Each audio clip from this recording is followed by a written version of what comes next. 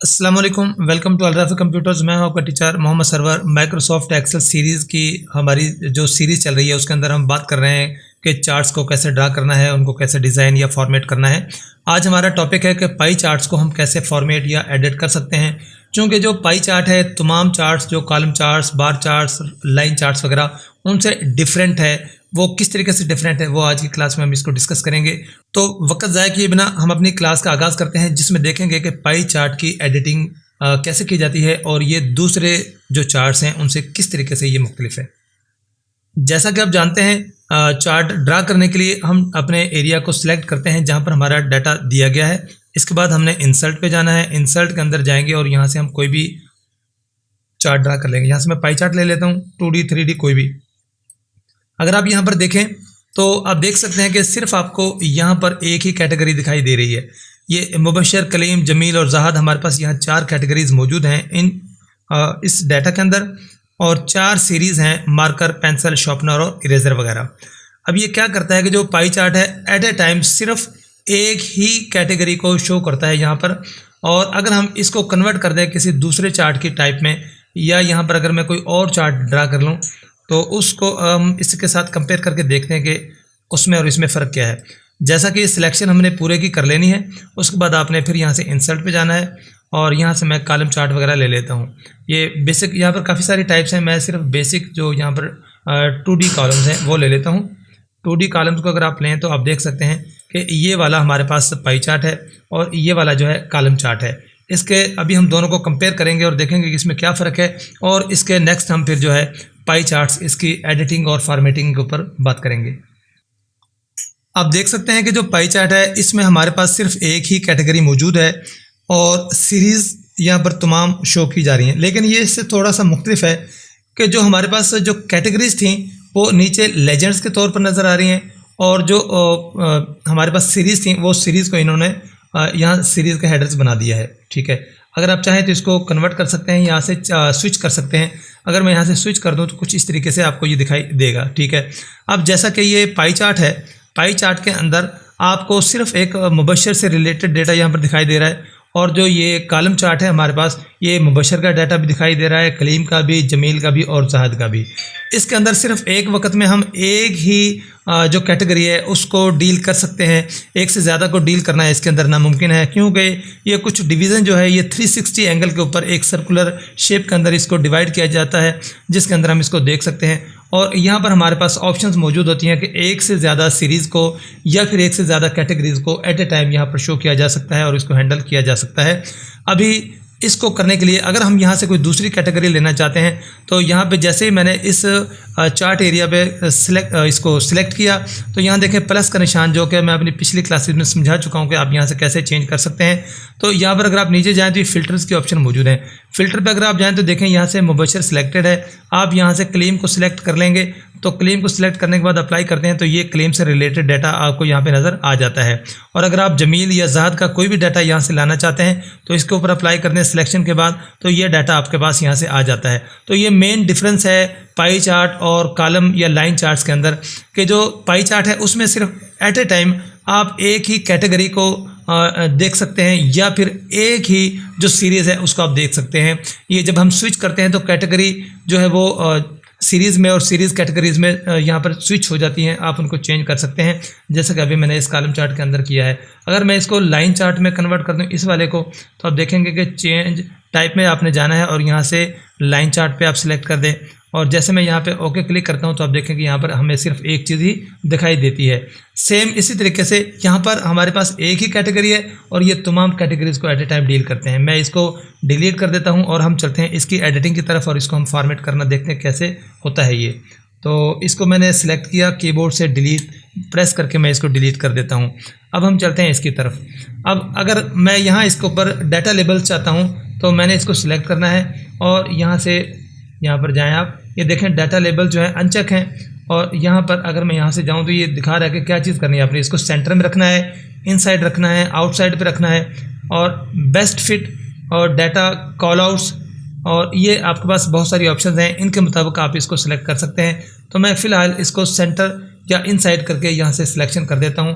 तो ये आप देखेंगे कि आपको यहाँ पर ये जो हैं मिल जाते हैं जो इसके डाटा एलिमेंट्स हैं, सॉरी डाटा लेबल्स आपको यहाँ पे मिल जाते हैं। अगर आपने डाटा लेबल्स का कलर चेंज करना है तो यहाँ पे आपने रखते हुए इसको मैं दोबारा से क्लिक करके बंद कर देता हूँ, जो हमारे पास ये ऑप्शन मौजूद हैं। तो जैसे ही मैं यहाँ पर डबल क्लिक करता हूँ, डबल क्लिक करने के बाद आपके पास फॉर्मेट की ऑप्शंस आ जाती हैं। यहाँ पर इसके कलर्स, सबसे पहले ये कलर बुकेट्स हैं। ये तमाम ऑप्शंस मैं अपनी इससे पहली क्लासेस में सिखा चुका हूँ। अगर आपने वो नहीं देखी तो मैं ऊपर लिंक दे देता हूँ, आप उन पिछली क्लासेस को देख लें ताकि ये डिटेल मुझे बार बार ना बतानी पड़े। यहाँ से हम यहाँ से इसका सॉलिड कलर कोई भी ले लेंगे, सॉलिड को चूज़ किया और यहाँ से मैं कलर ले लेता हूँ। फॉर एग्जांपल मैं यहाँ से रेड कलर ले लेता हूँ। ये एक को ही सिलेक्ट कर पाया हूँ मैं, सॉरी इसको चेंज कर देता हूँ। ये बैकग्राउंड इसका चेंज हुआ है। डाटा लेबल्स को जब आप यहाँ पर सिलेक्ट करेंगे तो ये फिल कलर जो आता है ये इसके बैकग्राउंड को चेंज करता है। हमने इसके जो टेक्स्ट है, टेक्स्ट को चेंज करना है, टेक्स्ट का कलर चेंज करना है, तो यहाँ से आपने ये, अगर आप देखें तो ऊपर आपको दो ऑप्शन मिलती है, लेबल ऑप्शन और टेक्स्ट ऑप्शन। टेक्स्ट ऑप्शन पे जब आपने क्लिक करना है तो ये टेक्स्ट की ऑप्शन आ जाती है। यहाँ से आपने सॉलिड फिल पे सिलेक्ट करना है और यहाँ से आप अपनी मर्जी से जो चाहे वो कलर कर सकते हैं। तो ये देखेंगे यहाँ पर ये राइट कलर हो जाता है और इसका जो बैक कलर, जैसे यहाँ पर ये वाइट हुआ था, अगर आपने ये वाला कलर चेंज करना है तो टेक्स्ट की बजाय आपने लेबल ऑप्शंस पे जाना है। लेबल ऑप्शंस में जाके आपने फिल के ऑप्शन, फिल के अंदर जाएं और सॉलिड, और यहाँ से आप ये कर सकते हैं। अब ये देखें रेड कलर है तो ये प्रोमिनेंट नज़र नहीं आएगा क्योंकि टेक्स्ट का कलर भी अभी हमने रेड किया है। इसको मैं यहाँ से येलो कर देता हूँ। इस तरीके से आप इनका जो ये हमारे पास ये एरिया है इसका अगर आप कोई उस पर फिल डालना चाहते हैं तो आप वो अपनी मर्ज़ी से डाल सकते हैं। यहाँ पे कोई चेंज करके मैं और फिल डाल देता हूँ, ठीक है। और इस तरीके से यहाँ पर भी आप कोई फिल डाल सकते हैं अपनी मर्ज़ी से। यहाँ पर कोई और देखना, ये मैं ग्रीन वाला कर देता हूँ। तो इस तरीके से आप जो डाटा लेबल्स हैं उनके टेक्स्ट के इफेक्ट डाल सकते हैं और उसके जो है बैकग्राउंड कलर्स हैं वो आप डाल सकते हैं। अगर हम बात करें यहाँ के इसके कलर्स की, जो कि हमारा चार्ट एरिया है, चार्ट एरिया को सिलेक्ट करने के बाद आप यहाँ से अगर आप कोई भी कलर लेना चाहते हैं, सॉलिड कलर भी डाल सकते हैं आप यहाँ से। मैं यहाँ से क्या ले लूँ, यहाँ से कोई डिफरेंट कलर लूँ ताकि इनका कंट्रास्ट बने। ये वाला कलर मैं ले लेता हूँ। इसके बाद आप यहाँ से पैटर्न या टेक्सचर डाल सकते हैं, यहाँ से कोई पिक्चर भी आप डाल सकते हैं। अब अगर मैं ये पैटर्न यूज़ करना चाहता हूँ तो ये देखें नीचे हमारे पास जो लेजेंड्स शो हो रहे हैं, यहाँ पर लेजेंड एंट्री जो है इनका आप कलर देखें, आपको जो टेक्स्ट का कलर है वो नज़र नहीं आ रहा। इसकी सिलेक्शन बनानी है। अब हमने लेबल ऑप्शंस को छोड़ के अगर टेक्स्ट की बात करनी है तो हमें ऊपर से टेक्स्ट ऑप्शन में जाना है। टेक्स्ट ऑप्शन में जाने के बाद आप यहाँ से कोई भी टेक्स्ट का जो कलर है वो चेंज कर सकते हैं। यहाँ से देखते हैं कि कौन सा कलर है जो प्रोमिनेंट नज़र आएगा। अगर मैं यहाँ से वाइट कलर ले लूँ तो वाइट कलर भी काफ़ी बेहतर नज़र आ रहा है यहाँ से। अब इनकी जो हमारे पास ये सीरीज़ यहाँ पर शो हो रही थी, इन सीरीज़ को हम मुख्तलिफ़ तरीके से डील करना चाहेंगे। इसको हमने सेलेक्ट किया, इसके बाद हम ये जो कॉलम ऑप्शन है यहाँ पर चलेंगे, डाटा ऑप्शन के अंदर कॉलम ऑप्शन में जाएंगे। अब यहाँ पर देखें कि मैं चाहता हूँ ये जो येलो कलर है ये सामने आ जाए, तो मैं इसको रोटेट करूँगा। रोटेट करने के लिए यहाँ पर एंगल की ऑप्शन दी गई है। आप यहाँ पर राइट साइड पर क्लिक करें तो कुछ इस तरीके से ये रोटेट करता है। आप इसको रोटेट करके जिस सीरीज़ को आप अपने सामने लाना चाहते हैं आप उसको भी अपने सामने ला सकते हैं। दूसरा, अगर आप इन पार्ट्स को अलग-अलग करना चाहते हैं तो ये पाई एक्सप्लोजन की ऑप्शन यहाँ पर मौजूद है। अगर आप यहाँ पर क्लिक करें तो ये देखें इनका जो डिस्टेंस है वो एक दूसरे से ये दूर होते चले जाते हैं। इनके जो पार्ट्स हैं आपकी प्रेजेंटेशन को खूबसूरत और इफ़ेक्टिव बना देते हैं। अगर आप इसको वापस वहीं पर ज़ीरो पोजीशन पर कर दें कि एक्सप्लोजन नहीं चाहिए, आप चाहें तो किसी एक इसका जो पार्ट है, एक सीरीज़ है, उसको भी आप अपनी मर्ज़ी से आगे पीछे कर सकते हैं। आपने यहाँ पर सिर्फ एक को क्लिक करना है, क्लिक करके आपने उसको अपनी तरफ ड्रैग करना है। जब आप ड्रैग करेंगे तो देखें बाकियों से वो थोड़ा सा फासले पर हो जाता है और ये आपके एक्सप्रेशन में मतलब इफ़ेक्ट डालता है, ठीक है।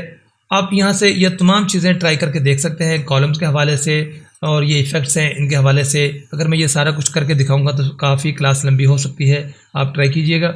और ये इसके कलर्स हैं, जिस एरिया को भी आप सिलेक्ट करते हैं उसके कलर चेंज हो जाते हैं। टेक्स्ट को करना है तो टेक्स्ट सिलेक्ट करके आपको टेक्स्ट के ऑप्शन में जाना पड़ेगा, और अगर आपने एरिया कोई भी एरिया है उसका कलर डालना है तो फिर आपको यहाँ पर सीरीज़ ऑप्शन में आके फिल पे जाना पड़ेगा। ये जो ऑप्शंस आपको यहाँ पर मिल रही हैं, अगर मैं प्लाट एरिया पे जाता हूँ तो देखें यहाँ पर आपको दोनों ऑप्शन मिल जाती हैं, चार्ट ऑप्शन भी और टेक्स्ट ऑप्शन भी। चार्ट ऑप्शन में मुझे चार्ट एरिया के जो कलर्स हैं वो मिलेंगे, और अगर मैं यहाँ से टेक्स्ट ऑप्शन में जाता हूँ तो इसकी जो भी टेक्स्ट है, अब मैं ये जो हेडर यहाँ पर नज़र आ रहा है टाइटल जो है चार्ट का, इसका कलर चेंज करना चाहता हूँ तो चार्ट ऑप्शन में जाने के बाद इसको मैंने सेलेक्ट किया। सेलेक्ट करने के बाद यहाँ से टेक्स्ट और टेक्स्ट के सॉलिड में जाएं, और यहाँ से मैं अब देखें यहाँ से कोई भी कलर ले लेता हूँ। मैं येलो लेता हूँ जो कि यहाँ पे प्रोमिनेंट नज़र आएगा।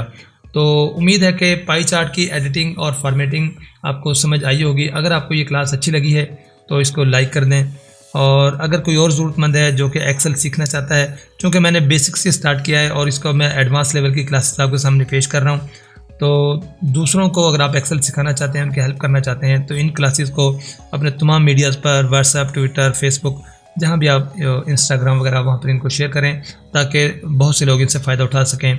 मिलते हैं अपनी नेक्स्ट क्लास में, तब तक के लिए इजाज़त दीजिए। अल्लाह हाफ़िज़।